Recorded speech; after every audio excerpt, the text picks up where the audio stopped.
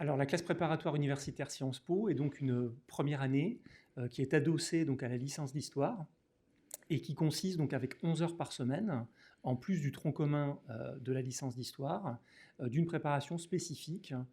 pour des concours et notamment pour le concours commun d'entrée aux IEP. Et dans ces 11 heures spécifiques, donc on a de l'anglais, de l'histoire, de la culture générale et de l'introduction au droit.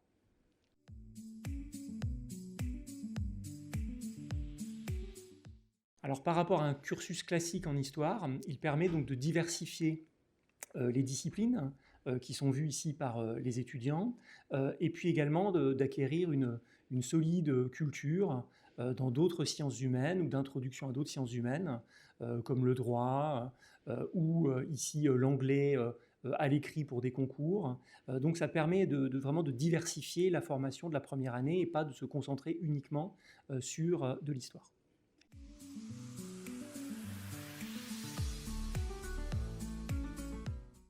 Alors les étudiants qui font ce parcours, qui suivent ce parcours, pour la plupart d'entre eux, sont des étudiants qui ont obtenu un bac général et qui ont choisi en classe de terminale des spécialités comme SES ou histoire, géographie, géopolitique et sciences politiques.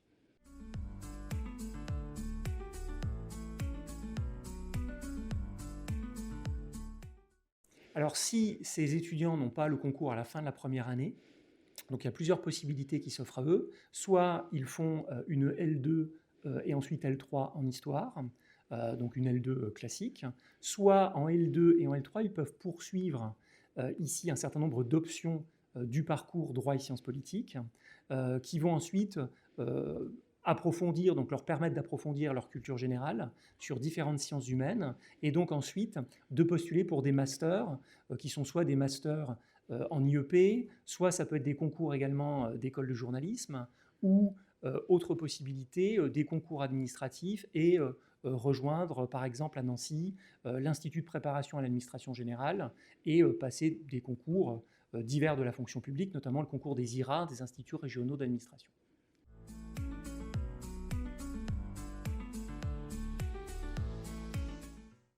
Alors le conseil que je pourrais donner aux étudiants qui voudraient rejoindre la CPU,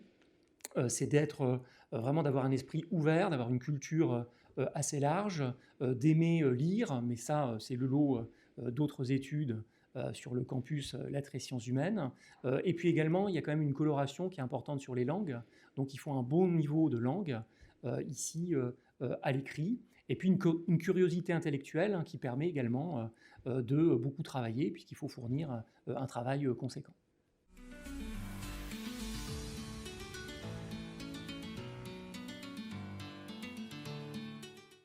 Alors quand on regarde donc les chiffres, hein, c'est assez variable dans les faits, puisque certains rejoignent des instituts d'études politiques à la fin de la première année, c'est le cas d'un certain nombre d'entre eux. D'autres choisissent de poursuivre leurs études en licence hein, et d'intégrer des IEP ou des écoles à partir donc, du niveau master. Donc là, on a des cas de figure qui sont tout à fait différents et on peut en fait panacher un petit peu les profils en fonction de ce qu'on souhaite faire.